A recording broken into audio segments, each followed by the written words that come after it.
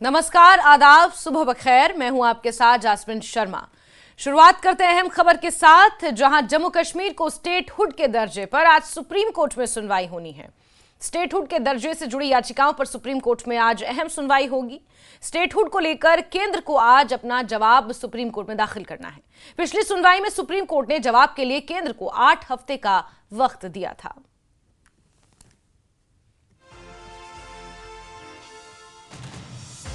बड़ी खबर आपको बता रहे, जहां सुप्रीम कोर्ट में आज स्टेटहुड के मुद्दे को लेकर सुनवाई होनी है।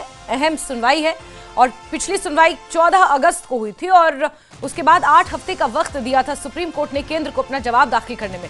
कई अहम सवाल पूछे थे, जिसमें कहीं ना कहीं सुरक्षा का मुद्दा अहम था कि जमीनी हालातों को लेकर सुप्रीम कोर्ट ने अपनी टिप्पणी में इन्हें भी शामिल किया था और ऐसे में आज केंद्र को अपना जवाब दाखिल करना है। केंद्र अपने जवाब में क्या कुछ चीजें पेश करेगा, यह देखना काफी महत्वपूर्ण रहेगा। और स्टेटहुड के दर्जे पर लगी याचिकाओं पर आज सुप्रीम कोर्ट में सुनवाई होनी है। सभी की निगाहें इसी पर टिकी हैं। अनुच्छेद 370 और 35 से हटने के बाद जम्मू कश्मीर को 2019 में केंद्र शासित राज्य बना दिया गया था और तभी से स्टेटहुड की मांग मुख्य है और ऐसे में इसको लेकर सुप्रीम कोर्ट में कई याचिकाएं लगाई गई हैं और स्टेटहुड से जुड़ी हुई, यानी कि राज्य के दर्जे से जुड़ी हुई याचिकाओं पर सुप्रीम कोर्ट में आज अहम सुनवाई होनी है। बड़ी बात यह है कि केंद्र को आज सुप्रीम कोर्ट में अपना जवाब दाखिल करना है। केंद्र अपने जवाब में क्या कुछ कहेगा, क्या कुछ बातों को शामिल करेगा, देखना काफी महत्वपूर्ण रहेगा। और साथ ही आपको यह भी बता दें कि बीते कल गृह मंत्री अमित शाह की अध्यक्षता में एक सुरक्षा समीक्षा बैठक भी हुई है और उससे जुड़ी हुई क्या बातें अपने इस जवाब में पेश की जाएंगी जो सुप्रीम कोर्ट को केंद्र को देना है। खुर्रम हमारे सहयोगी ज्यादा जानकारियों के साथ फोन लाइन पर जुड़े हैं। खुर्रम, कितने बजे ये सुनवाई होनी है, क्या कुछ अहम इस सुनवाई से जुड़ा हुआ?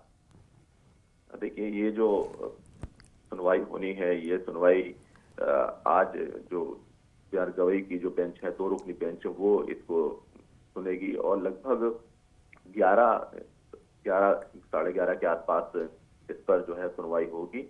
क्योंकि जो उनकी कोर्ट है उसमें इसका नंबर 17 नंबर पर यह केस लगा हुआ है, तो उस वक्त तक इसकी सुनवाई पॉसिबल है। जहां तक इस केस की बात है तो पूरे जम्मू कश्मीर की निगाहें इस पर हैं और खासतौर से सरकार क्या कहेगी, क्योंकि पिछली सुनवाई में सरकार ने जमीनी हालात का हवाला दिया था, पहलगाम का हवाला दिया था और खुद कोर्ट ने भी कहा था कि पहलगाम जैसी जो घटनाएं हैं उनको नजरअंदाज नहीं किया जा सकता। हालांकि जो याचिका करता है उनकी तरफ से यह मांग की गई है, जहूर भट्ट और खुर्शीद मलिक दोनों की तरफ से यह मांग की गई थी कि 2 महीने के अंदर सरकार को डायरेक्शन दिया जाए कि वो स्टेटहुड का दर्जा बहाल करे।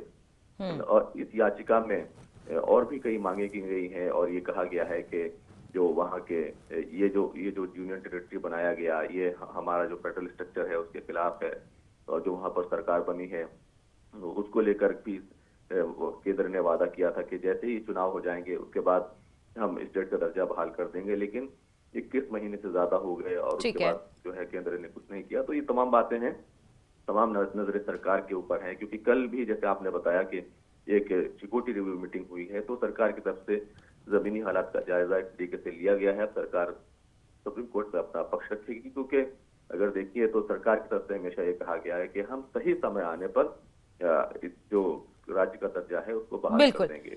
बिल्कुल खुर्रम, बहुत बहुत शुक्रिया हमारे साथ जुड़ने के लिए और तमाम जानकारियों के लिए। तो आपको बता दें कि सुप्रीम कोर्ट में आज ये सुनवाई होनी है और ऐसे में 17 नंबर पर यह केस लगा हुआ है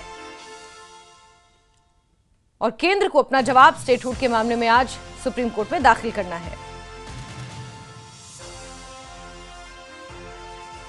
और चलिए अब आपको बताते हैं कि उप मुख्यमंत्री सुरेंद्र चौधरी ने स्टेटहुड को लेकर क्या कुछ कहा। भरोसा किया है और भरोसा करते रहेंगे और अगर हमारा भरोसा है तो उम्मीद करेंगे कि हिंदुस्तान की सबसे बड़ी अदालत जो फैसला है जम्मू कश्मीर के लोगों के सेंटिमेंट्स को नजर में रखते हुए, जम्मू कश्मीर का किसान, मजदूर, दुकानदार, छोटे से छोटा आदमी जो दूर दराज पहाड़ों में रहता है, उनके सेंटिमेंट्स को समझेगा और सबसे बड़ी बात कि हिंदुस्तान का सबसे बड़ा अदालत जो है वो जम्मू कश्मीर के उस नौजवान बच्चे की पुकार सुनेगा। वो बच्चा जो आज घर घर में बेरोजगार है, आज जो 1 साल हो गया जम्मू कश्मीर की सरकार को, और जम्मू कश्मीर की जो उमर अब्दुल्ला सरकार है उसको कितनी मुश्किलें और मुसीबतें झेलनी पड़ रही हैं ये 2 सरकारों से। एक सरकार वो है जिसे आप लोगों ने और जम्मू कश्मीर के लोगों ने अपने दिलों से जिता के भेजा है, वो एक साइड वो सरकार है जो सिलेक्टेड है, नॉमिनेटेड है, बैठाई हुई सरकार है। अब फैसला सुप्रीम कोर्ट ने करना है कि ये जम्मू कश्मीर की हुकूमत वो लोग करेंगे जिनको लोगों ने चुन के भेजा है, या वो लोग करेंगे जो 5 साल से यहाँ थोपे गए हैं। और स्टेटहुड को लेकर राजनीति भी जारी है। 18 अक्टूबर से भूख हड़ताल कांग्रेस करने जा रही है। स्टेटहुड की मांग के लिए कांग्रेस ये भूख हड़ताल करेगी और इस भूख हड़ताल का टाइटल होगा हमारी रियासत हमारा हक। और इसी अभियान के तहत कांग्रेस भूख हड़ताल करेगी, जिसका ऐलान कांग्रेस ने कर दिया है। कांग्रेस प्रदेश अध्यक्ष तारिक हामिद कर्रा ने कार्यकर्ताओं से इसको लेकर तैयारी करने को भी कहा है। तो स्टेटहुड की मांग को लेकर कांग्रेस अब भूख हड़ताल करने जा रही है। 21 महीने से ज्यादा का वक्त हो चुका है जब स्टेटहुड का वादा किया गया था, लेकिन जमीनी हालात जरूरी है। पहलगाम का आतंकी हमला जिसका जिक्र सुप्रीम कोर्ट ने भी अपनी सुनवाई में कई बार किया है, और ऐसे में अब कांग्रेस स्टेटहुड के मसले पर भूख हड़ताल करने की चेतावनी दे चुकी है और ये निर्णय ले चुकी है। हमारी रियासत हमारा हक एक अभियान चलाने की तैयारी में है, जिसमें 18 अक्टूबर से भूख हड़ताल पर कांग्रेस जाएगी। भूख हड़ताल का स्वरूप क्या होगा, क्रमिक भूख हड़ताल होगी या एक दिन की भूख हड़ताल होगी, किस तरह से ये भूख हड़ताल रहेगी ये अभी तक नहीं पता चला है। लेकिन 18 अक्टूबर से कांग्रेस भूख हड़ताल करेगी, स्टेटहुड की मांग करेगी। हमारी रियासत हमारा हक, इस अभियान के अंतर्गत ये भूख हड़ताल कांग्रेस द्वारा की जाएगी। कांग्रेस अध्यक्ष तारिक हामिद कर्रा ने इसका ऐलान किया है, साथ ही साथ कार्यकर्ताओं को इसकी तैयारी करने के निर्देश भी दे दिए हैं।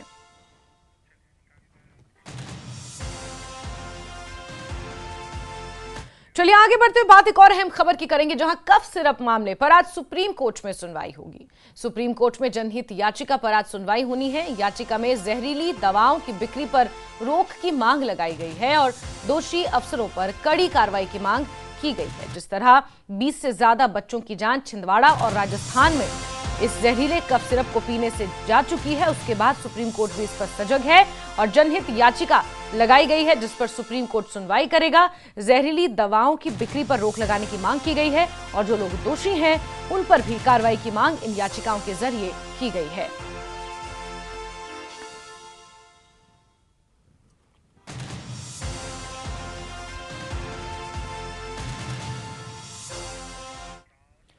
चलिए आगे बढ़ेंगे और कुपवाड़ा से खबर है, जहां एक आतंकी ठिकाने का भांडाफोड़ हुआ है। भारी मात्रा में गोली बारूद बरामद हुआ है। 2 AK-47 राइफल्स, 4 रॉकेट लॉन्चर बरामद हुए हैं। सेना और पुलिस को ये बड़ी सफलता मिली है और खास खुफिया जानकारी के आधार पर यह सफलता हासिल हुई है। और आप देखिए कितना हथियारों का जखीरा यहां पर बरामद हुआ है इस आतंकी ठिकाने से।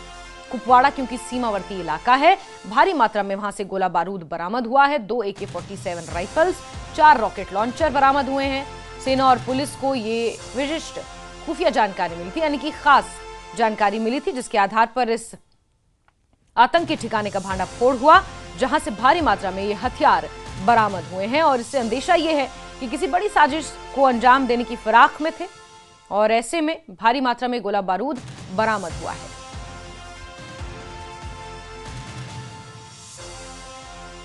चलिए आगे बढ़ेंगे और प्रधानमंत्री नरेंद्र मोदी ने राष्ट्रपति ट्रंप से फोन पर बात की है। गाजा को लेकर राष्ट्रपति ट्रंप से यह बात हुई है। प्रधानमंत्री ने गाजा शांति योजना की सफलता पर अमेरिकी राष्ट्रपति डोनाल्ड ट्रंप को बधाई दी है। ट्रेड वार्ता में अच्छी प्रगति की भी समीक्षा की गई है। आने वाले हफ्तों में निकट संपर्क में रहने पर सहमति बनी है। तो अमेरिका और भारत के बीच ये बातचीत हुई है, जहां प्रधानमंत्री नरेंद्र मोदी ने खुद सोशल मीडिया हैंडल एक्स पर ट्वीट कर यह जानकारी दी और उन्होंने लिखा कि spoke to my friend President Trump, और उन्हें मैंने मुबारकबाद दी। जिस तरह से गाजा पीस प्लान उनका सफल होता नजर आ रहा है। साथ ही प्रधानमंत्री ये भी लिखते हैं कि उन्होंने एक अच्छी ट्रेड नेगोशिएशन को भी रिव्यू किया है और आगे भी निकट संपर्क में रहने पर सहमति बनी है, यानी कि आगे भी डोनाल्ड ट्रंप के साथ वो इसी तरह संपर्क में रहेंगे और एक अच्छी ट्रेड नेगोशिएशन की तरफ कदम बढ़ाते रहेंगे। इसको लेकर भी उन्होंने जानकारी साझा की है और साथ ही साथ गाजा पीस प्लान, जो डोनाल्ड ट्रंप ने एक 20 सूत्रीय प्लान सुझाया था, जिस पर सहमति बन चुकी है लगभग, और उस प्लान के लिए प्रधानमंत्री नरेंद्र मोदी ने ट्रंप को कांग्रेचुलेट भी किया है, यानी कि मुबारकबाद दी है। प्रधानमंत्री मोदी ने इजरायल पर प्रधानमंत्री बेंजामिन नेतन्याहू से बात की है। गाजा को लेकर बेंजामिन नेतन्याहू से बात हुई है। प्रधानमंत्री मोदी ने गाजा में शांति समझौते पर बधाई दी है, समझौते का स्वागत करते हैं, ये प्रधानमंत्री ने कहा है। दुनिया में कहीं भी किसी भी रूप में आतंकवाद स्वीकार्य नहीं होगा, ये भी प्रधानमंत्री ने कहा है।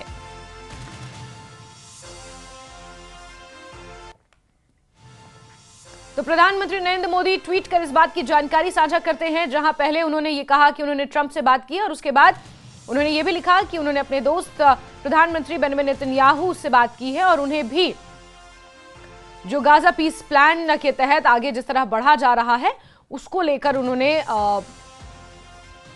उन्हें शुभकामनाएं दी हैं और उन्होंने कहा कि वो इस बात का वेलकम करते हैं। The agreement on the release of hostages and enhanced humanitarian assistance to the people of Gaza, और उन्होंने ये भी रीअफर्म किया है, यानी कि ये भी सुनिश्चित किया है और ये भी कहा है कि दुनिया में आतंकवाद किसी भी रूप में एक्सेप्टेड नहीं है, यानी कि स्वीकार्य नहीं है। तो प्रधानमंत्री नरेंद्र मोदी ने भी गाजा पीस प्लान का स्वागत किया है। जब प्रधानमंत्री नरेंद्र मोदी ने बेंजामिन नेतन्याहू के साथ और ट्रंप ने मिलकर इस प्लान को तैयार किया था, ट्रंप ने 20 सूत्रीय प्लान बताया था, उस वक्त भी प्रधानमंत्री नरेंद्र मोदी ने इस प्लान का स्वागत किया था और कहा था कि भारत इससे काफी खुश है और सहयोग के लिए हमेशा खड़ा है। और जब ये प्लान लागू हो चुका है एक तरह से, तब प्रधानमंत्री नरेंद्र मोदी ने अमेरिकी राष्ट्रपति डोनाल्ड ट्रंप से भी फोन पर बात की है, तो वहीं बेंजामिन नेतन्याहू से भी फोन पर बातचीत की है। चलिए आगे बढ़ते हैं, अफगानिस्तान से बड़ी खबर आपको देंगे, जहां काबुल में जोरदार धमाके हुए हैं।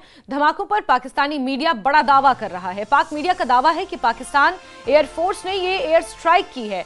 टीटीपी के ठिकानों को निशाना बनाया गया है। तहरीक तालिबान पाकिस्तान के ठिकानों को निशाना बनाया गया है, ये पाक मीडिया के हवाले से दावा किया जा रहा है। इस वक्त की अहम खबर, अफगानिस्तान के काबुल में जोरदार धमाके हुए हैं। धमाकों पर पाकिस्तान मीडिया का यह दावा है कि ये जो धमाके हुए हैं ये पाकिस्तान एयरफोर्स ने एयर स्ट्राइक की है और टीटीपी के ठिकानों को निशाना बनाया गया है।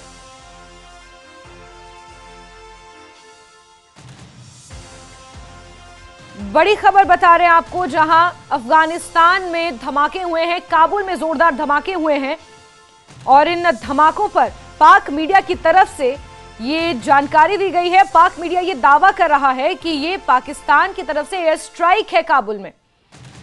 और हमारे एडिटर शैलेंद्र वांगू इसी खबर पर जुड़ चुके हैं ज्यादा जानकारियों के साथ। शैलेंद्र, बता पाएंगे जरा क्या किस वक्त ये धमाके सुनाई दिए, क्या कुछ कहना है पाक मीडिया का इसको लेकर? देखिए जैस्मिन, ये कल लोकल टाइम रात को 9:50 जो काबुल टाइम है, उस वक्त ये धमाके सुनाई दिए गए काबुल में, अफगानिस्तान की राजधानी में।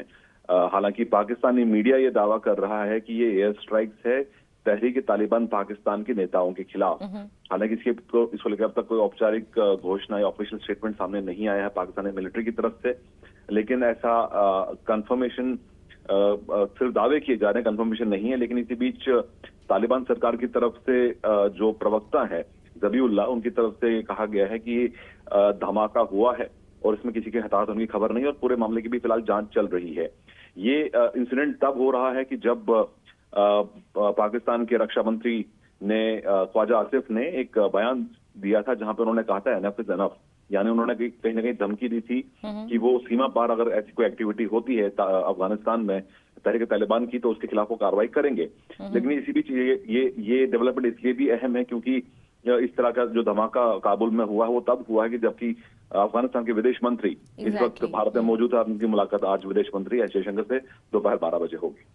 ठीक है शैलेंद्र, बहुत बहुत शुक्रिया हमारे साथ जुड़ने के लिए, जानकारियों के लिए। तो बड़ी बात यह है कि जिस वक्त काबुल में ये धमाके हुए हैं उस वक्त तालिबान के विदेश मंत्री भारत में हैं और भारतीय दौरे पर हैं 5 दिनों के, और ऐसे में पाक मीडिया के हवाले से ये दावा किया जा रहा है कि टीटीपी के ठिकानों को निशाना बनाने के लिए पाक एयरफोर्स ने ये एयर स्ट्राइक्स की हैं। तो तो बड़ी खबर आपको बता रहे हैं कि इससे पहले भी पाकिस्तान के रक्षा मंत्री ख्वाजा आसिफ ये धमकी दे चुके हैं कि अफगानिस्तान के अंतरिम प्रशासन को चेतावनी दे चुके हैं। उसके बाद तहरीक तालिबान पाकिस्तान को अपने देश के अंदर सुरक्षित पनागाह दे रहा है, इस तरह का आरोप वो अफगानिस्तान के ऊपर लगा चुके हैं। और काबुल में जो ये धमाके सुनाई दिए हैं, इसे एयर स्ट्राइक बताया जा रहा है पाक मीडिया के हवाले से। हालांकि इसकी पुष्टि अभी तक नहीं हुई है, लेकिन आपको ये बता दें कि तालिबानी विदेश मंत्री भारत की यात्रा पर हैं और उस वक्त इस तरह के धमाके अफगानिस्तान काबुल में होना और तहरीक तालिबान पाकिस्तान के ठिकानों को निशाना बनाने का दावा पाक मीडिया द्वारा किया जा रहा है। तस्वीरें भी आपको दिखाएंगे जहां पाकिस्तान एयरफोर्स ने ये एयर स्ट्राइक की है, ऐसा पाक मीडिया का कहना है। टीटीपी के ठिकानों को निशाना बनाया गया है।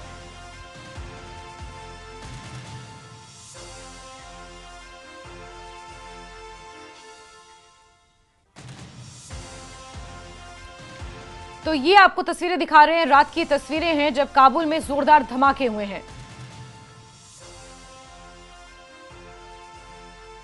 ये काबुल की तस्वीरें हैं और यहां पर जोरदार धमाके देर रात में हुए हैं और इसके बाद पाक मीडिया ये दावा कर रहा है कि ये एयर स्ट्राइक है, टीटीपी के ठिकानों को निशाना बनाया गया है।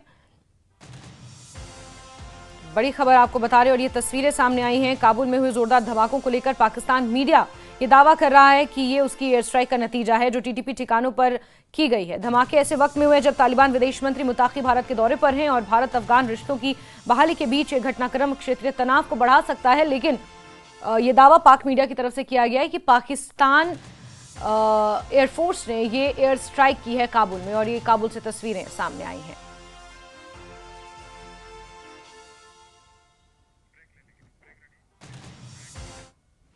खबरों का सिलसिला जारी, वक्त एक ब्रेक का।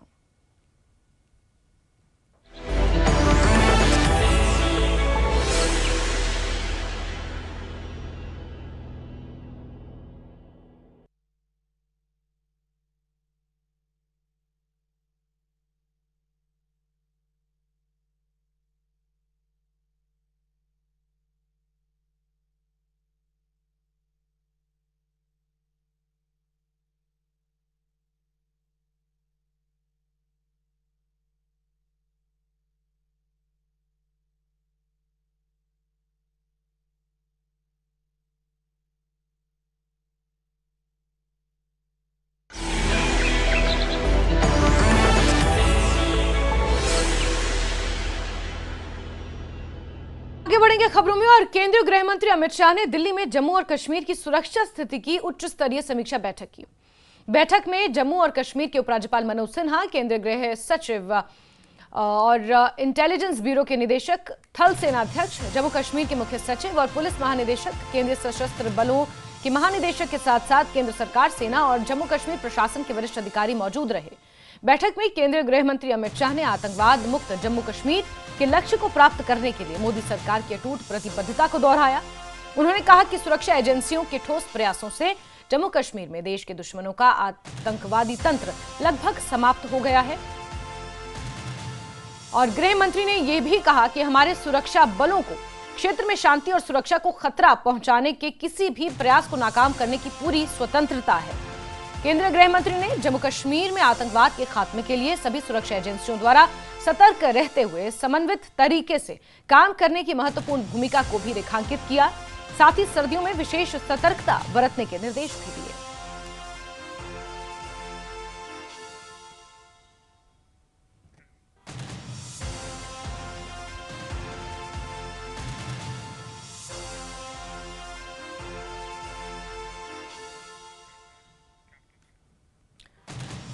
चलिए आगे बढ़ते हैं और जम्मू में चुनाव समिति की बैठक के बाद Jammu Kashmir BJP core group की बैठक हुई और इसकी अगुवाई राष्ट्रीय महासचिव तरुण चुघ ने की। बैठक में राज्यसभा की 4 सीटों और विधानसभा की 2 सीटों को लेकर चर्चा की गई। बैठक में कोर ग्रुप के सदस्यों के अलावा केंद्रीय मंत्री डॉक्टर जितेंद्र सिंह भी शामिल हुए।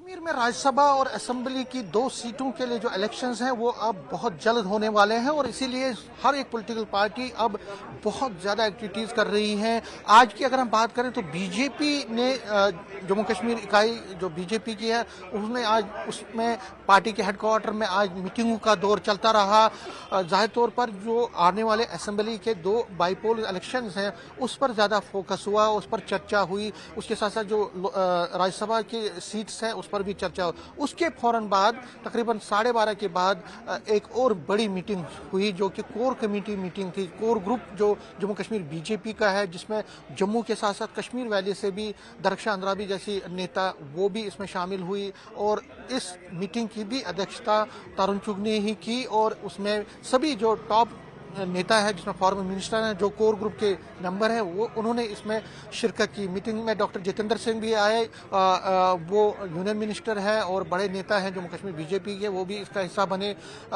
सभी चीज़ों पर चर्चा हुई। फोकस जिस तरह मैंने कहा कि अब राज्यसभा के जो नॉमिनेशन हैं वो 13 तारीख तक होने हैं, उसके बाद 13 के बाद कोई नॉमिनेशन नहीं होगा, तो अब मात्र कई दिन बचे हैं और जो हमारे पास जानकारी है उसके मुताबिक 11 अक्टूबर को राज्यसभा के लिए बीजेपी अपने उम्मीदवारों की घोषणा करेगी। ये बड़ी खबर जो निकल के सामने आ रही है। तरुण चुग ने हालांकि इस पर ज्यादा कुछ नहीं बोला, लेकिन हाँ जो हमारे सूत्र कह रहे हैं कि 2-3 दिन में जो है उसका जो है अनाउंसमेंट होगा। ये बड़ी खबर है राज्यसभा के लिए। और